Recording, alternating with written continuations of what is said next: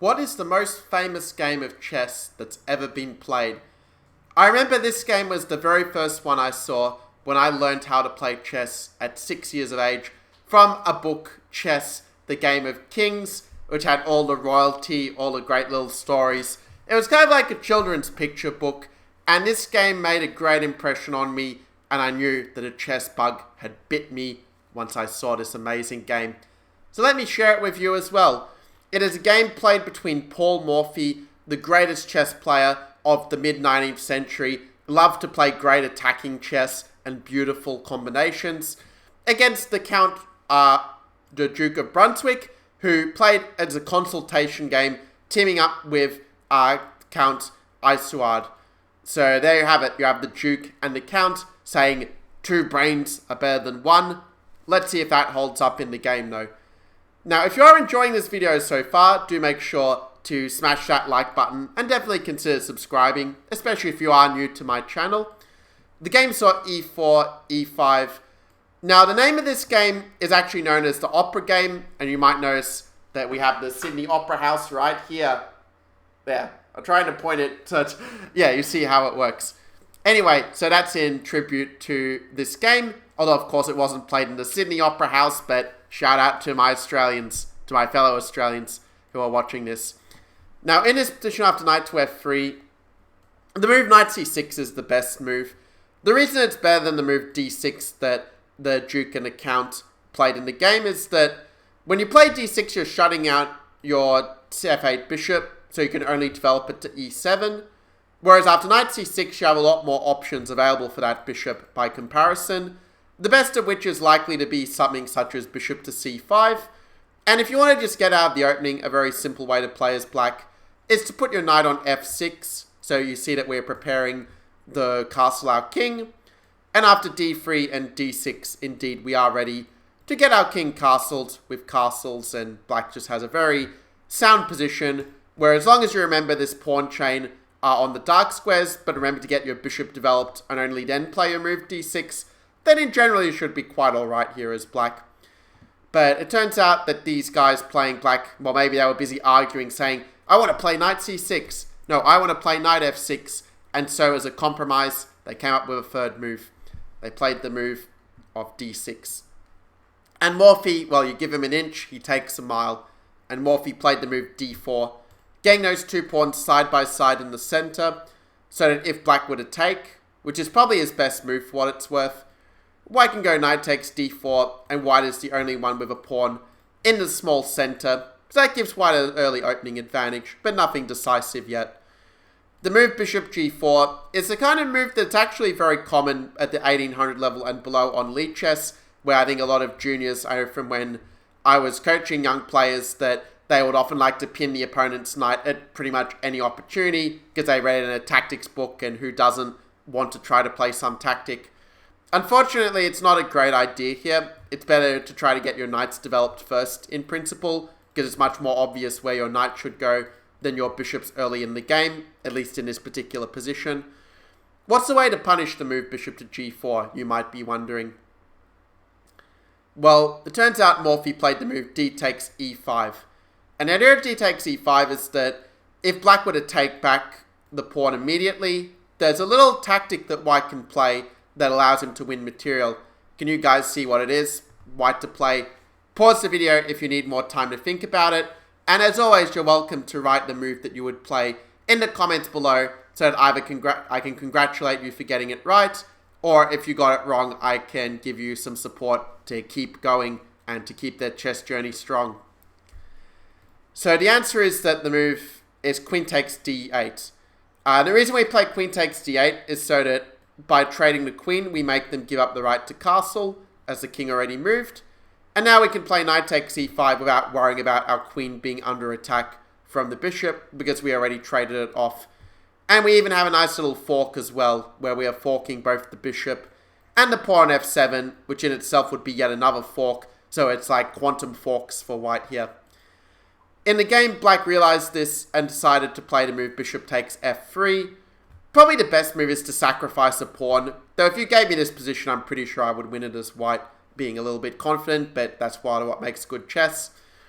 After bishop takes f3, Morphy recaptured with the queen. He wants to keep his structure strong.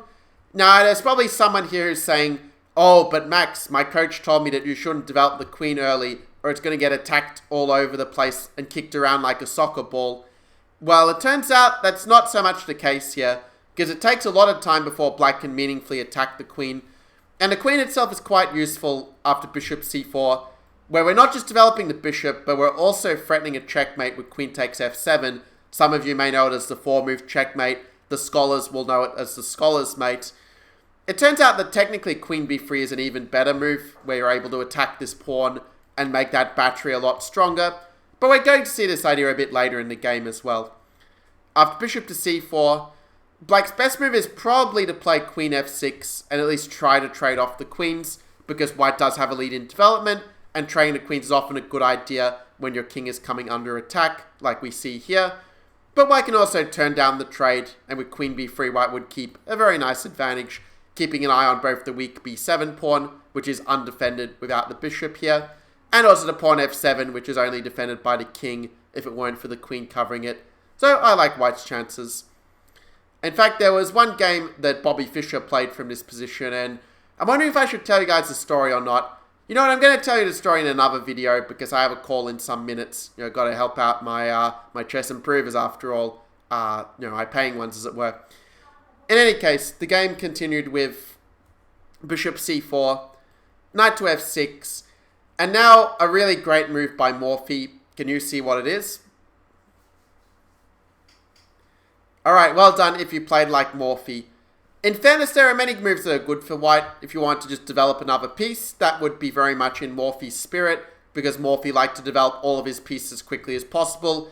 He saw each of these pieces as being like players on a football field, all in a team working together. You don't want to leave anybody off the field and leave anyone behind. By having all of the players on the field, it maximizes your chance of scoring the goals.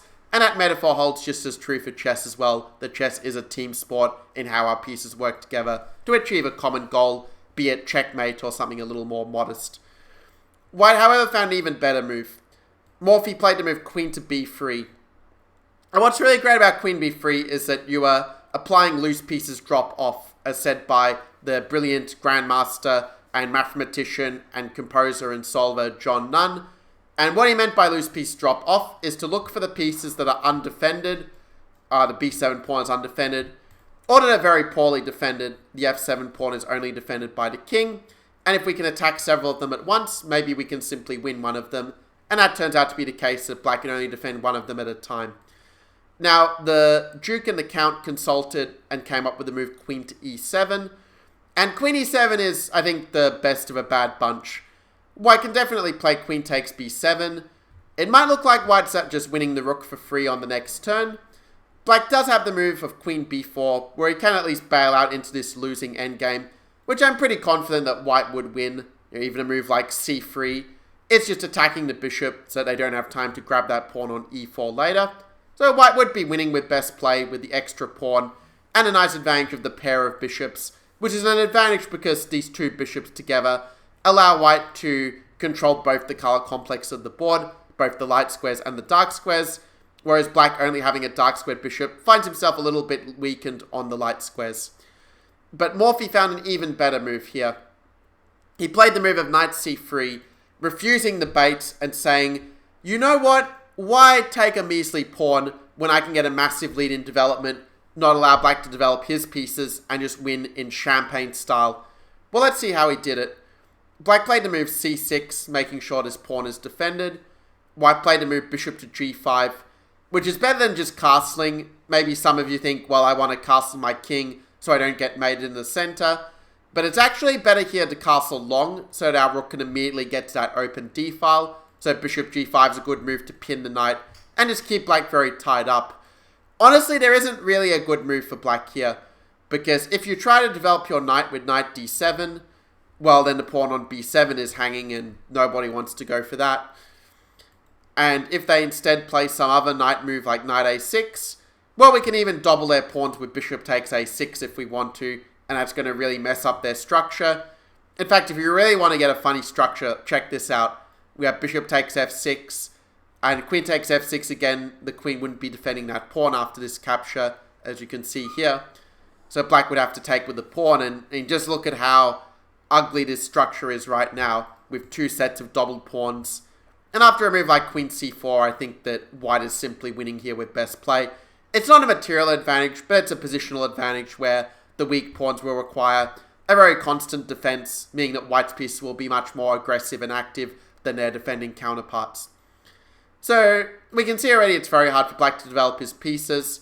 If you play queen c7, well, you can try to develop your bishop, but then you're also allowing your pawns to get doubled. So your king really struggles to find a safe spot here.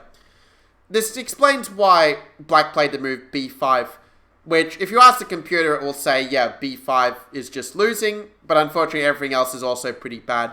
So what are you going to do? Well, that's my question for you. What are you going to do as white against this b5 move? Can you channel the inner Morphy that's inside of you? And this move might be the toughest move of the game, actually. So that's my little hint if you're a little bit stuck, to think about it. And maybe look for the moves that might not necessarily look like they're that great at first, but which turn out to be better when you look a bit deeper. And such moves, especially if you're solving tactics puzzles, will often involve some kind of sacrifice or some kind of combination. And that's the case here as well, where only the move knight takes b5 is winning for white. If you allow that bishop to get kicked away, and you let black trade the queens with queen b4 or kick your queen away, well then you kind of lose your control over the game. You lose that initiative of being able to make a series of threats that the opponent has to respond to. Whereas by playing knight b5, on the one hand we are sacrificing the knight for two pawns, but if black is unable to complete his development, what use is that extra piece going to be? Now the computer points out you can trade the queens, but the ending is still going to be losing for black, so it's not really a solution either. So the Duke and the Count decide, if we're going to go down, let's go down with a full belly of food. So they play c takes b5, bishop takes b5, black plays the move knight d7, trying to block the check on the king, but also leaving both his knights pinned by the bishops. We see these two bishops really pulling their weight for white in this position. If black wants to avoid these crisscross of pins and plays a move like king to d8, there are a lot of winning moves for white, but the easiest one to calculate is that you can play bishop takes f6, and then when they take it back, you've got queen to d5, and that will allow you to take the rook in the corner, as Bobby Fischer showed in his analysis of the game.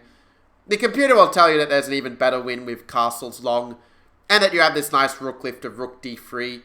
And okay, it turns out this idea of bringing the rooks in the attack is even more crushing. For those of you who don't just want to beat your opponents, but just completely smash them to a pulp, well, this is the line for you. In the game, black played knight bd7, Morphy castled, not only safeguarding his king, but also putting the rook into the attack, ensuring that there are now two pieces attacking that knight. And you could say on the one hand there are three defenders for black, but one of them is the king, which is not a very good defender because the king can't put himself in a check, and this knight is pinned and can be taken. So really, white's attackers are a lot better than black's defenders at this point. Black played the move of rook to d8, trying desperately to defend that knight, because if you castle here, white can actually checkmate black in two moves after this. It turns out that the move bishop a6 is a killer. After king c7, white just plays queen b7, and that is the checkmate. Instead, black played rook d8, a little bit more tenacious. And now we have a really great move that allows me to teach you an advanced concept, almost a grandmaster secret, if Morphy hadn't discovered it beforehand. And that's the concept of the superfluous rook. What do I mean by that? Well, let's say, for example, that you double your rooks on the d file with something like, let's say, rook d3 and rook d1. What you'll notice there is that this rook is a little bit hampered by the rook on d3. It's like, come on, buddy, get out of the way so I can have a full open file to myself. So the way in which white solves this problem to make sure that the rooks are not fighting each other is to say, well, let's just get rid of one of the rooks so the other one has a free reign. And he did that with the move rook takes d7. A gorgeous combination, realizing that black can't take with the king because it would be check. If he takes with the queen, we simply take the queen with the bishop. If they take with the knight, we can take their queen, bishop takes e7. And we see that white is well ahead in material with a queen and two pawns for a knight and a rook, easily enough to win the game. So it only really leaves the move of rook takes d7. But now after rook d1, we see that much in the style of Morphy always insisted on making sure that all of his pieces were involved in the attack, He didn't want to leave anyone on the team out. He didn't want to leave any of his friends out of the party. And now, well, we are really having a party because black is playing without the bishop, without the rook on h8, and the king is stuck in the mud in the middle. So black, in desperation, played the move queen e6, hoping that he can at least make it to some kind of lost endgame. But after bishop takes d7 and knight takes d7, it turns out that white actually has a forced checkmate in 2 moves here. So this is your chance to see if you can play like Morphy and finish the game in style as is fitting for the opera house in which this game was played. So, in fact, this checkmate that white has is actually called the opera mate, named after this game. So can you find it? It's white to play. Pause the video if you need more time to think about it. And as always, it's a good moment to remind you to smash that like button if you're enjoying the video, and subscribe if you are new to the channel and want some more good stuff. Okay, the answer is a queen sacrifice. So it turns out that while a move like queen b7 or queen c3 would still be technically winning, we can win the game in style with the move queen to b8. Congratulations if you got that move right. And the idea is that black has to take the queen. There's no other legal move. And now we've cleared the way for rook d8 checkmate, as the rook is defended by the bishop, as you can see here. So there you have it. That's the most famous chess game of all time, the opera game, played by Paul Morphy against the Duke of Brunswick and Count Isouard, and we saw that Morphy's one brain did indeed beat the 2 brains of royalty in this case. So there you have it. I'm sure that you guys really loved this game. Love to hear your comments. I do try to get back to every single one of them as I can.